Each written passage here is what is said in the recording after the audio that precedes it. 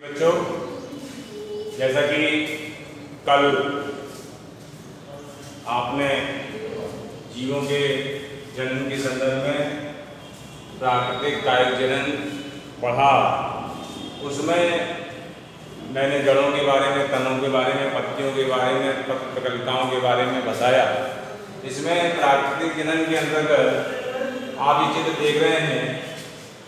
इन तीनों चित्रों में एक विशेषता ये देखी है कि अरबी है, प्याज है, धनिया है। इनमें सामान्यतः जो एपिकल बर्ड्स है, ये ऊपर की ओर घुंडीनुमा संरचना के रूप में इसका निर्माण होता है और बीच में एक्सेलरी बर्ड्स का निर्माण होता है। अंतस्थ भाग में एक्सेलरी बर्ड्स का निर्माण होता है। जब ये ग्रोथ पीरियड में होता है तो ग्रोथ पीरियड में इसमें कुछ बर्ड्स का निर्माण होता है, जिसे कहते हैं कलिकाएं। ये बर्ड्स कलिकाएं प्ररोह तंत्र में और वायवीय तंत्र में दोनों में निर्माण होता रहता है। जबकि हम इसके जब लीव्स की बात करते हैं तो लीव्स का जो निर्माण है वो सामान्यतः प्ररोह तंत्र में मिट्टी वाले भाग से थोड़ा ऊपर की ओर इसका निर्माण होता रहता है। सामान्यतः जो प्याज है, इस प्याज में एरियल रूट्स, वायवीय जड़ों के रूप में इनका निर्माण होता है और ट्यूनिक लेयर इस पर फॉर्मेट होती है और साथ ही साथ बर्ड्स का निर्माण होता है, बल्ब का निर्माण हो जाता है, बल्ब लाइक स्ट्रक्चर का निर्माण हो जाता है। एरियल रूट्स, एडवांटियल रूट्स का भी निर्माण होता है। उसी प्रकार थर्ड स्टेप में जब देखते हैं तो नोड और इंटरनोड का निर्माण स्केली लीव्स यानी कि सल्प पत्तियों के ऊपर की ओर नोड और इंटरनोड का निर्माण होता है। नोड और इंटरनोड का निर्माण होता है और मध्य भाग क्रोम है। इसी के नीचे हम डाटा कोण का निर्माण होता है और इसके जस्ट नीचे जब मिट्टी वाले भाग पर देखते हैं तो एडवांटियल रूट्स का निर्माण होता है। ये प्राकृतिक चरण के अंतर्गत है। पत्तियों के बारे में कल चर्चा की गई थी, जड़ों के बारे में, तनों के बारे में, पत्रकलिकाओं के बारे में बताया। इसके बाद हम आगे बढ़ते हैं।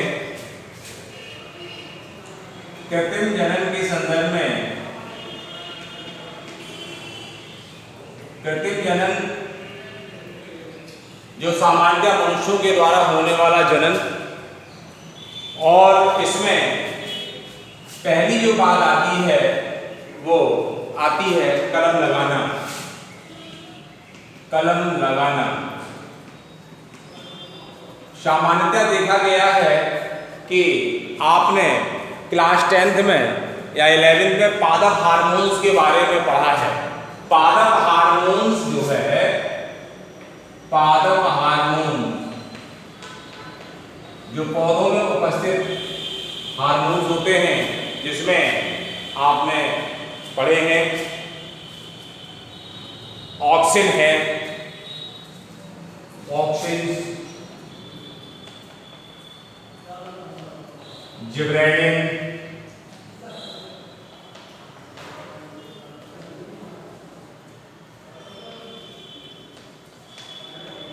साइटोकाइनिन, कुछ वृद्धिरोधक हार्मोन्स भी इसमें उपस्थित होते हैं, जिसमें पहला है ऑक्सिन है, जिब्रेलिन है, साइटोकाइनिन है। वृद्धिरोधक हार्मोन्स जिसमें आते हैं एथिलीन और एब्सिसिक अम्ल।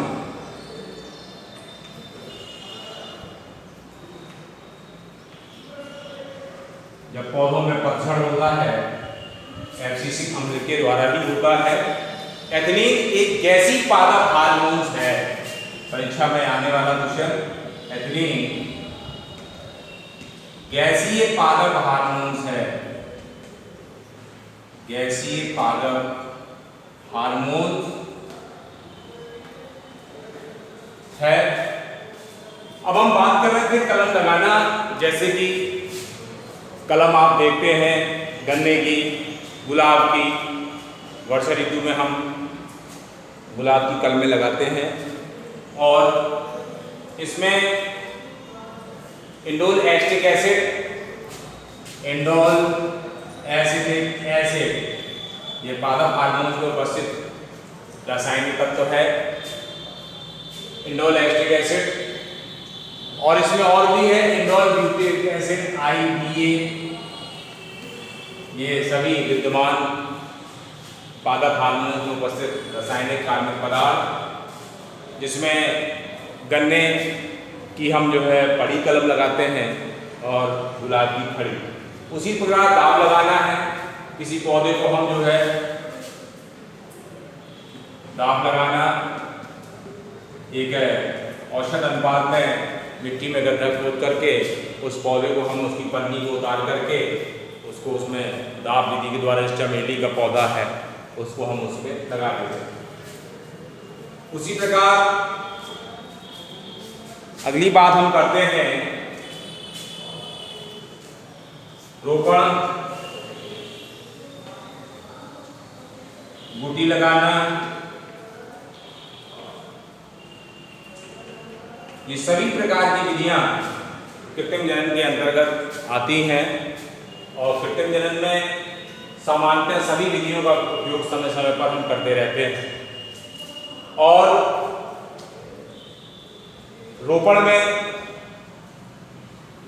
या अगली विधि इसी में और आती है बूटी शाखा बंधन।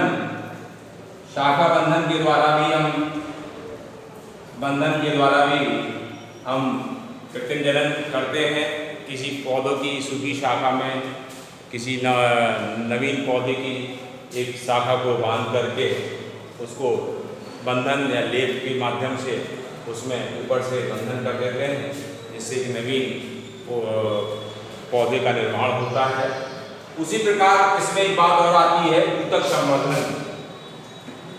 ऊतक संवर्धन का मतलब ये है कि हम किसी पौधे के तने के चर्या वाले भाग को काटते हैं और काटने के पश्चात उसको एक टेस्ट ट्यूब पर रखने होती कांच की, उस टेस्ट ट्यूब में लैब के माध्यम से ये पद्धति विकसित होती है। सामान्य पद्धति नहीं है, एक विशेष प्रकार की तकनीकी पद्धति के आधार पर किसी भी हम लंबे समय में केमिकल के माध्यम से या रासायनिक तत्वों के माध्यम से उस चर्या वाले भाग को लंबे समय के लिए रख देते हैं और कुछ समय पश्चात देखते हैं हम कि उसमें कुछ नवजात प्लांट्स या पौधों का निर्माण होता है।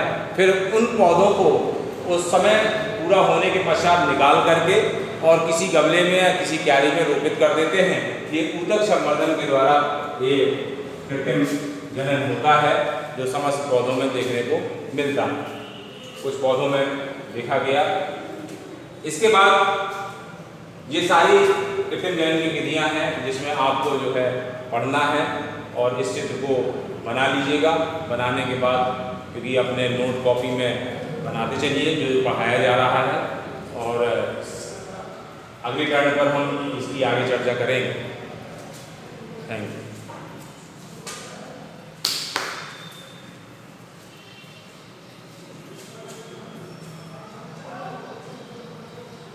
सामान्यतः और भी बात देखी गई है कि विभिन्न प्रकार के जो हार्मोन्स हैं, उन हार्मोन्सों में समय समय पर विभिन्न प्रकार के क्रियाकलाप देखने को मिलते हैं, क्योंकि एथिलीन गैसीय पादप हार्मोन्स के रूप में विद्यमान है।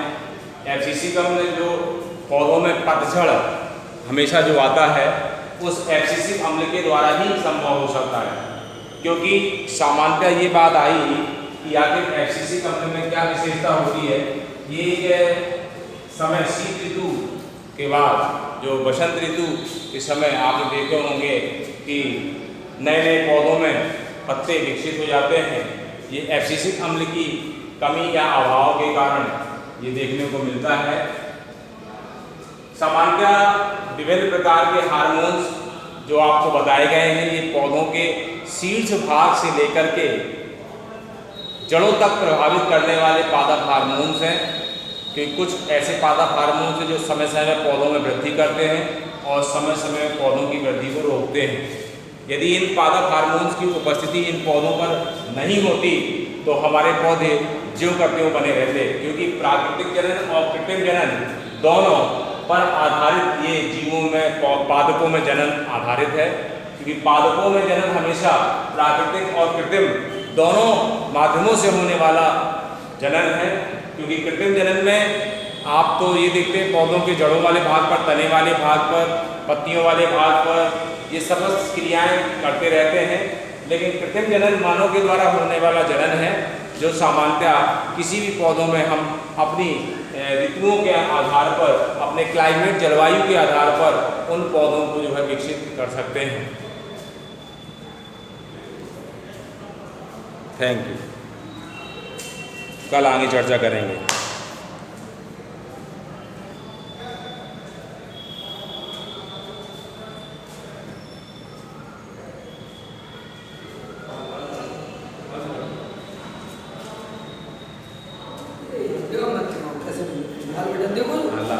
दवाई